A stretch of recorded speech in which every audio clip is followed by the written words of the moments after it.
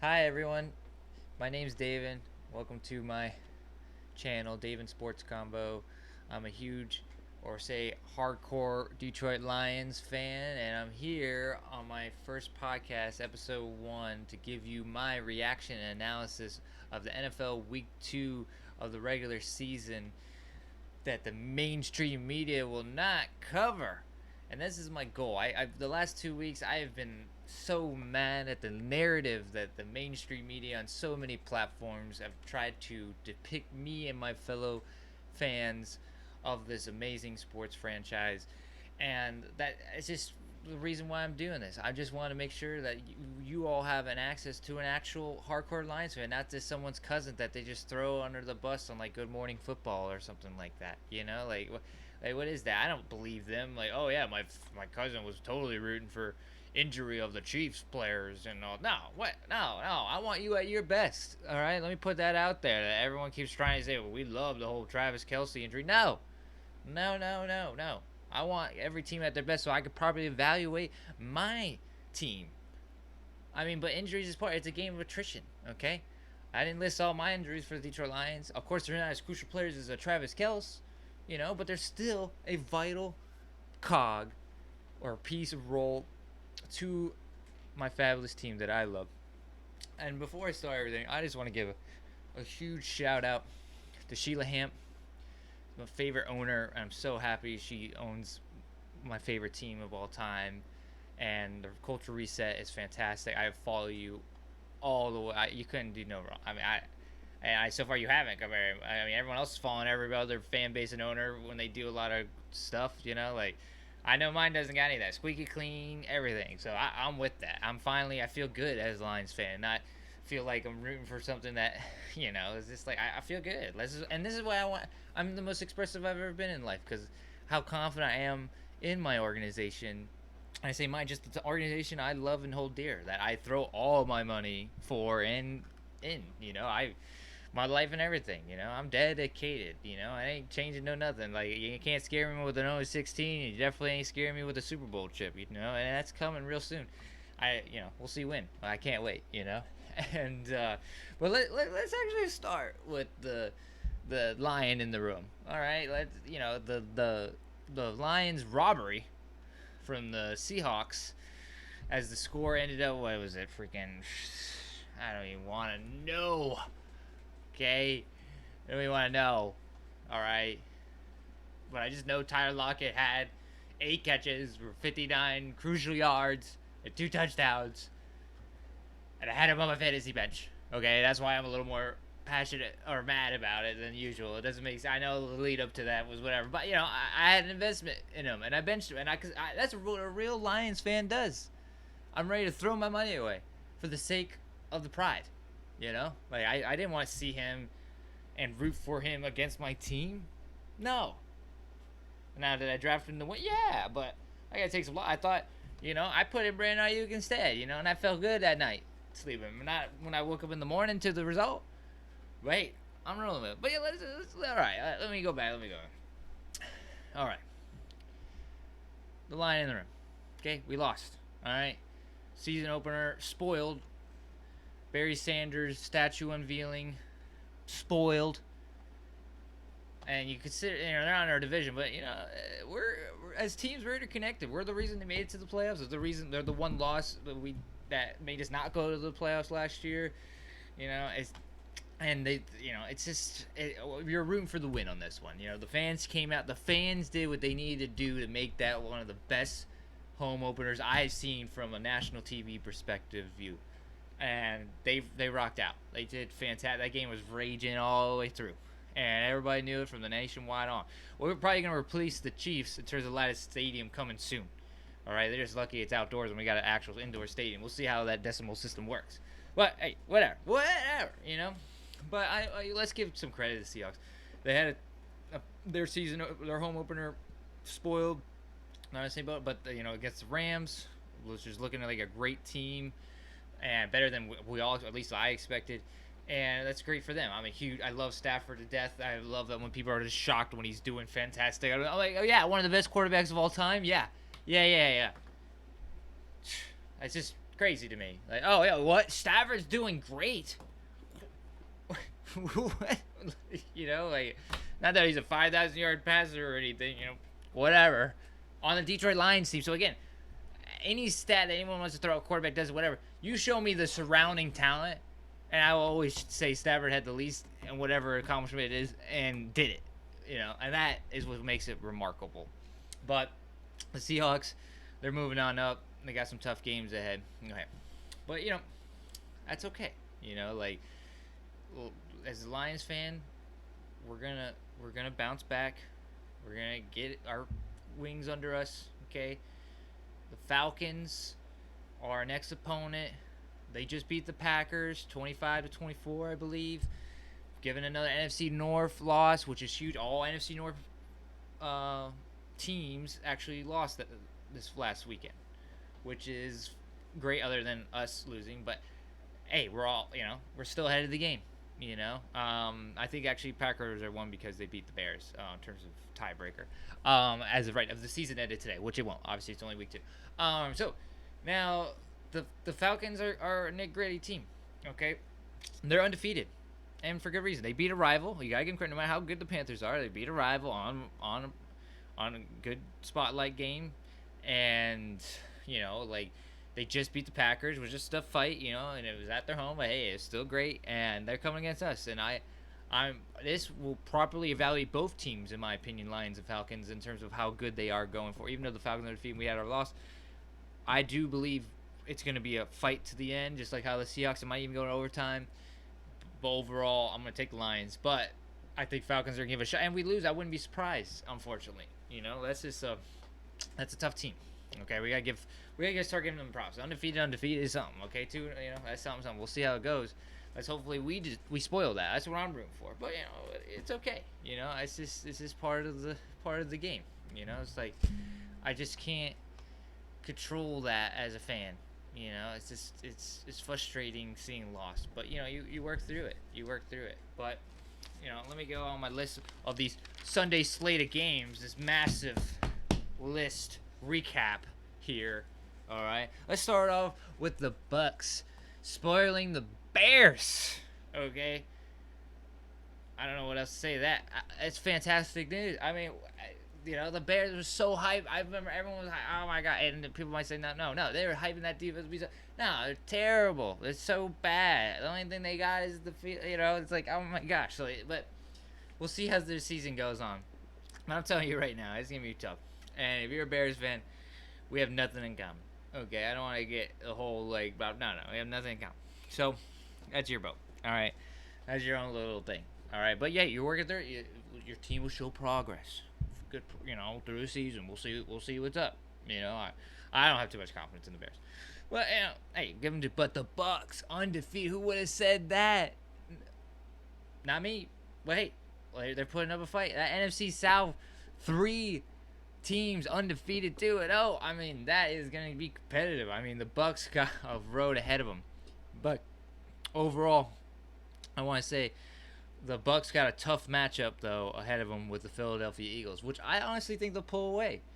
It will be a dash of as the Eagles are coming off their victory at their home against Minnesota, and that was another NFC. I'm listing all the NFC North losses. Let's start with those first. I'm happy. It's the easiest ones to talk about, and it's just overall it was a competitive game all the way through. I'm so happy for DeAndre Swift as he finally had the game that we all kind of been waiting for, that we knew he had in him as a Lions fan or even a fan of DeAndre Swift.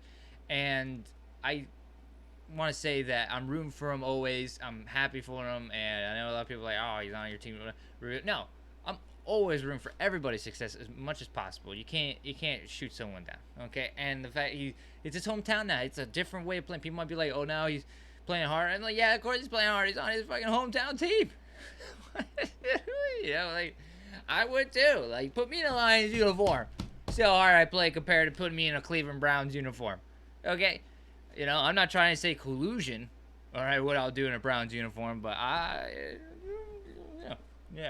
You didn't hear nothing from me. Okay? And, but yeah. So it was a great Thursday game with the tight window. Minnesota's fighting back, but now Minnesota's got a tough game ahead of them with the Chargers coming off their overtime victory over Tennessee. Both teams 0-2, and it's gonna be at Minnesota. So I'm picking Minnesota to win. But I think it's gonna be a shootout. Oh yeah, like it's both those teams are gonna be crawling and fighting for their first win of the season. But you got to give it up, Joe Burrow, putting up 50+ points, no turnovers, and last the two games that haven't lost. Ooh, that's back. Time for Brandon Staley to pack bags, maybe. Like imagine if they had Jim Schwartz, like what he's doing with the Browns right now. I mean, it would be fantastic. But hey, the Chargers are the Chargers. They never hire like a respectable coaching staff, in my opinion, that of Super Bowl acumen. But that's on them. Now for the next set of games, let's talk about here. What we got here? I got. Let's talk about the Chiefs Jags. Okay. Chiefs won that game. It was a tough little game at Jacksonville. Travis Kelce back, looking great. Had that touchdown pass. Chris Jones in the limited snap count, still doing his disruptiveness that the team could have used in week 1. But hey, I'm not blinking an eye. It's okay. And back to people thinking the worst of us. But overall, Chris Jones would not have changed that game for us, at least in my opinion, based on his snap count I saw against Jacksonville. And Jacksonville's O-line is not as good as ours. So the fact he didn't do too much that game, I think he would have been stabilized in our game as well. I know that's a hot take or something, but that's my opinion on it. But overall, and again, this is all just opinion. All right, I just want to tell everybody that I have no football experience or nothing. I'm trying to give you the most authentic, unfiltered, uninterrupted reaction from me as a hardcore Detroit Lions fan of the NFL, of all the teams. Just my perspective of each one. That's why I'm coming hard on the NFC North ones. I'm showing you my little hatred or love for them, kind of. It's just like, and other teams my respect for because they're not in my division, But, hey. But, all right, back to the Chiefs. Great win, great bounce back from our loss. And they usually start slow. They'll pick it up, and Mahomes is in stride. The receivers will start getting the hang of it. This is the time to beat the Chiefs. That's why it was great to start off against the Chiefs for the Lions. It is the best time to play them. I mean, other than the Super Bowl, if they make it there, but that would be another great time to play them. A worthy opponent to beat in the Super Bowl to cement the greatness of the Lions. That's us all hopes right now at the moment. I can't say for certain, but let's dive into a little bit of the Jacksonville Jaguars. It was a tough loss. Calvin Ridley there was a couple catches. He could have had a touchdown. Damn field goal post stopped him. Not even the defender, which is terrible. But Jacksonville should bounce back. They got a great talent all around. They got great pressure that they're generating. But Josh Allen looked a little banged up. That was a concern. That's their main vocal point. And Trevor Lawrence, when Trevor Lawrence at the helm, you're in it. You're literally in it. And it's just people forget that he's in it. I'm rooting for him. What he's shown in Clemson, and not to be like, so he did that, he could do it anyway. It's just more likely. It's just more likely in my opinion. And let's transition to the Colts victory over the Texans, which the score was 31-20. My interest was literally the rookie quarterbacks. Anthony Richardson showed out with the 2 touchdowns. C.J. Stroud had a great passing game. Really showed Nico Collins and Tank's ceiling even expand more than what I thought personally in the short weeks ahead. And what is Robert Woods' role? I do not know. I thought he would be the number one with the veteran and the experience he's had, but it seems like he might be on the trade block as they are just focused on their young core receivers with C.J. Stroud and building that development, which is crucial for the long haul. I mean, that's great to see. And the defense is fighting. Will Anderson showing some sparks. But let's focus on the victors here. The Colts, even though they had the injury, Minshew came in, sealed the game, sealed the deal. It's a great backup. Everyone's a Minshew mania. It's the worst backup quarterback to have if you're the starting quarterback because everybody's rooting for that guy's success. But, hey, that's why you gotta lock your in. Every job's up for open. I don't care who you are. It's open for the public. You better win out. Show out. But everybody loves Minshew. I mean, the golden lock hair. Like, man, I love the guy. I mean, Washington State, I mean, he's fantastic. I love the guy. You can't. I, I'm hoping Richardson. Obviously, I think he will be back, and it's just concussion protocol, and will show out. But again, I wish the Lions had Gardner Minshew. I know Teddy Bridgewater is great, but I'd take Minshew any day. Now, let's not get too distracted on those two teams. Let's talk about the Bills versus the Las Vegas Raiders. Now, the Buffalo Bills beat them, I believe, 31-10. Or no, 38-10. My bad. I was had another touchdown on there.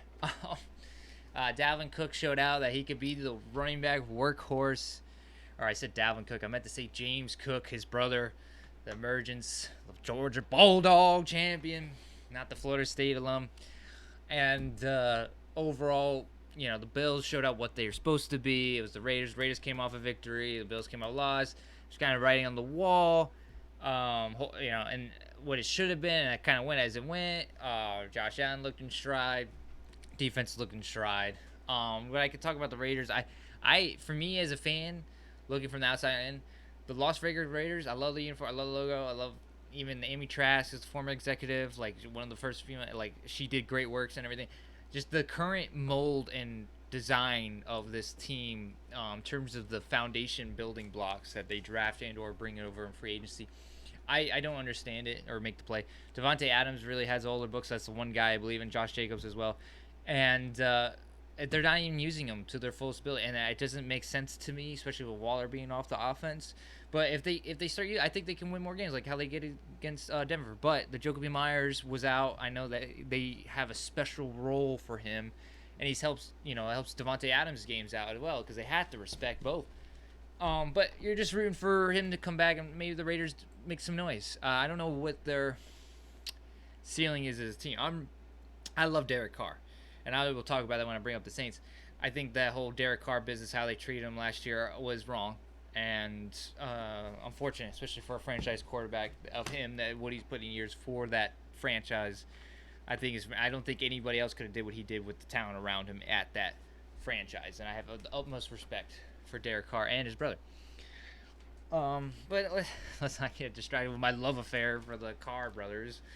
Let's talk about the the Titans. Whatever. They'll have games ahead. It's okay. It was a great win overtime against the Chargers. It's just hard. It's hard for me to evaluate the time. I love Jeffrey Simmons, great Derrick Henry, all the way. It's just like the quarterback position I don't believe in, and that's just, I feel bad. Tannehill's never shown what he can do. He's got some weapon now, DeAndre Hopkins, and I hope they've developed Treylon Burks. But I'm a wait and see. Now let's talk about the Commanders pulling away in a shootout with the Broncos. That was for the 4:00 start of games. That was entertaining. I didn't get a chance to watch that game. I watched the highlights. I had to go home. I stayed with the cookout for friends. I just watched the 1:00 games. That's why I seem so passionate knowing them. But for the rest of them, they're all on highlights. I just had to admit. So the Commanders are sack artists of a team. They got so many great defensive linemen that are just putting pressure in all three stages of the ball, or three levels of the defense, they would say. And it was great. I mean, the Broncos, I don't have too much faith in any time in general, but they competed, and they did what they needed to do. I mean, Sean Payton, it's gonna take time for him to fully revamp everything. I view him as a fight for what they got, but they can't reach the mother load of Super Bowl this year. I love Sean Payton. I love his acumen. It's just that the team, how it's built in years prior, he's at a tough hill to climb of the rebuild. Now let's talk about the Cowboys whooping the Jets 30-10. Woo, I mean that the Cowboys, I'll admit it, they are Super Bowl caliber. More apparent than any year prior. I don't like saying that. I don't. America's team. I feel like Detroit Lions are America's team because we play on Thanksgiving. So do they, but we started it. Okay, so we should be called America's team. But that's no here, no there. Okay, now Cowboys Super Bowl. That's all I can say. I mean, literally they ride on Dak Prescott not making a mistake. If Dak doesn't make mistakes, they can go win it all. But as years we've shown, Dak Prescott's got to make mistakes. But he has better talent around him on terms of the weapons that he has for the receiver personnel. Now the O line's getting worse and worse and worse every year, so that's a ticking time bomb. But the better receivers has, and the Cooks hasn't played too much. I believe he's gonna come back week 3, maybe even week 4. Once he's into the system, it's gonna relieve CD Lamb a lot. I mean, the Jets just had his number. Sauce was all over it. And yeah, but for the Jets, I feel bad. The bad luck is there. It's gonna be a long season. Okay, I've been there. I know exactly how you feel, Jets fans. And injury comes up, whatever bad luck you could throw on it, everything. We already know what it is. But that defense can carry you, and Zach, if they put him in the right spot to place, I believe they could make the playoffs. Like all they needed was one more win last year, and they could do it. And I believe the team is better in all levels than last year. Just I mean, I'm not maybe receivers. I don't believe in them as I did last year. Elijah Moore, I had more faith in him than Lazard and Cobb. I don't even know what Cobb's doing there when Aaron Rodgers is hurt now. What is he? Watching everybody's towel. I don't know what he does for the team. But he's a crucial role, Randall Cobb. I'm sure he's making sure everybody's prepped on the sideline, or one of the two. Good kudos to him. Aaron Rodgers kept him around all the time, his best friend. I'm not a fan of Aaron Rodgers, so I love that his last key throw was to Kirby Joseph interception at Green Bay home to end his playoff career. Green Bay career. I said playoff career, but playoff hopes. And ended his Green Bay Packer career. That's his last play. I mean, it was fantastic. Okay, but Randall Cobb, he's just Aaron Rodgers, but he don't do nothing right now these years. But let's talk about the Niners Rams. Niners beat them. It was a tough rivalry game. I'm shocked the Rams put up a fight of this, but it's a rivalry game, and the Rams beat Seattle, and everyone was shocked about that, and they continue to fight out. And the Niners are a better team than the Seattle. And the 49ers, I mean, that's another Super Bowl caliber team. Who's going to stop them? Hopefully what ticket comes up on their regular season ahead that can actually put up a fight. And this one, they showed this was tough. The Rams had a chance to do so. And I'm always blown away that everyone's shocked that the Rams are good. Well, because Matthew Stafford is one of the best quarterbacks there ever is. I don't know what to tell you. Okay, you can throw whatever at me, and I can throw whatever at you, and I'm telling you right now, that guy is a Hall of Famer, amazing, and I don't know why people are blown away by his ability whenever he steps foot on the field. Because that guy, whoever that number 1 target is, he'll make him look like one of the best receivers in the league. He's done it so many times. He's done it with Megatron. He did it with Kenny Galladay, got him a bag, and everybody should have known that Matthew Stafford made him. And that's the thing now. Now we can get into the talk, which I'll talk on a different episode for sure. But does the quarterback make the receiver, or does the receiver make the quarterback? I'm always on the boat. It could be either or. It just all depends on which one is the greater of the two. But everybody throughout the years always thought Stafford, whoever he was feeding to in terms of number 1, was better than him in terms of receiver comparison and quarterback comparison. And I think people misevaluated. And that's just me. But, this is what this whole show is about. It's to give you my opinion that the mainstream media is not covering or even asking about. Okay? Why are they not reaching out to me? What? You don't want my opinion? I'm a real Lions fan. You're going to bring on some former Lion quarterback and ask him he knows that? No. No chance. And I love Dan Orlovsky. Okay? I'm not taking shots. I love the man. He's great. All right. Let's just move on. Let's move on to before I start getting dove into the Dan Orlovsky stuff, which I love the man. We got the Giants with the historic comeback against the Cardinals. The Cardinals have been in a fight, even though they're 0-2. I love the Josh Dobbs playing. The Cardinals are great, even though you hope for the best for them. How they're built. You're shocked they're even in the game. They're competitive. They're gave the Giants almost an 0-2 record. It's I was rooting for that. Brings some real panic to the Giants. But the Giants we gotta give them credit. They pulled away. I don't know how they're gonna fare this Thursday night game. I will definitely give you my picks tomorrow. I'm going live at 5 p.m. Eastern, right here on YouTube on my channel, Dayvin Sports Convo. And I will give you all my picks before that game happens. And overall, I'll give you my pick right now. I'm picking the 49ers to beat the Giants, and I know that might be a unanimous thing from all around the league, other than a Giants fan. But hey, I'm just calling it as I see it. I think the Niners will win unless catastrophically happens. That's gonna be the scenario for anybody. But that's how I feel. That's what I'm going with. So, but yeah, the poor Giants. The season, we'll see how it goes. We'll see how it goes. But the Cowboys look like they're winning the division. I don't know if they can make it as a wild card. We'll need some time to develop. Now let's talk about that Sunday night game against the Dolphins versus Patriots. The Dolphins came out with a win, 24-17 at Patriots home, and it was a great win. It sucks that we've only seen the New England team play from behind. I think that's pretty hard. But they keep it competitive. They keep climbing and try to make the comeback. But Dolphins held ahead. They just couldn't. The speed of the Dolphins personnel on offense is on. I haven't seen something like that, and we got to talk about it. Tua's precision and delivery of the football with the quick release and timing. You know what? I know it's great. He's my MVP already of the season. I think he can keep it up. I think the offense can keep going as it is. I'm shocked the O-line is looking great and actually better than it was last year. And even though it was great last year, that people don't think about it.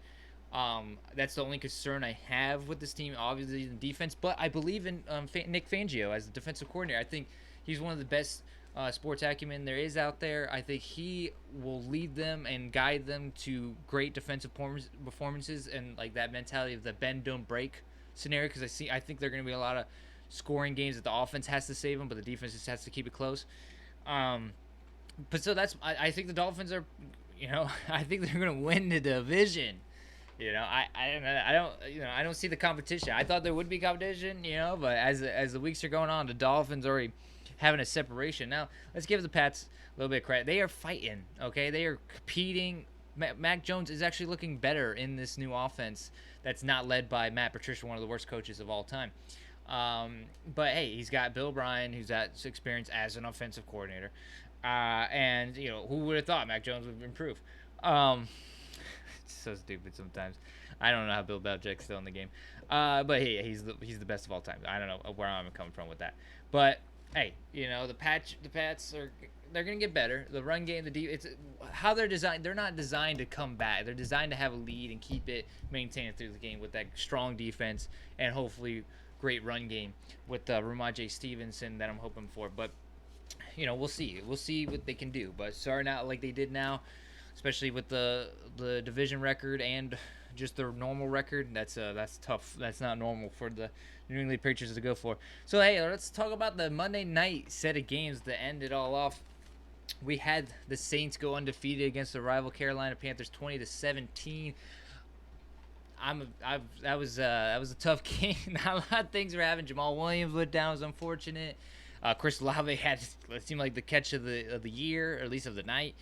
And it was a great pull away. Derek Carr, he's in the first year in the system. It's gonna take some time, but overall, once he gets in the gear, the Saints are going to have their best quarterback since Drew Brees, and it's been a minute, but they need that. And the defense you can always count on. Peter Warner has shown great development and is an underrated linebacker. I think he's one of the best linebackers in the league.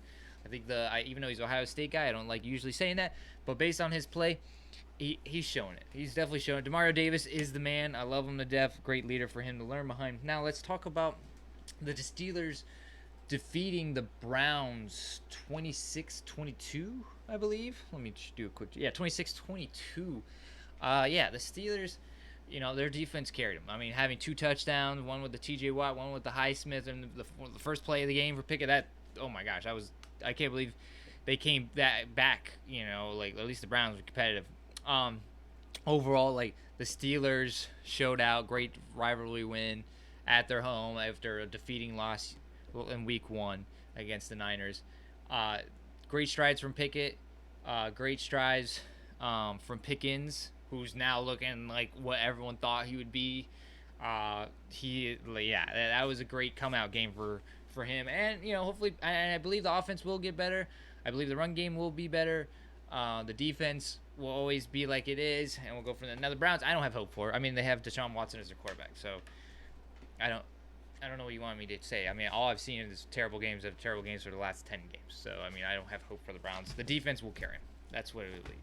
But that will be it for my recap of NFL Week 2 of the regular season and the end of my episode of this podcast.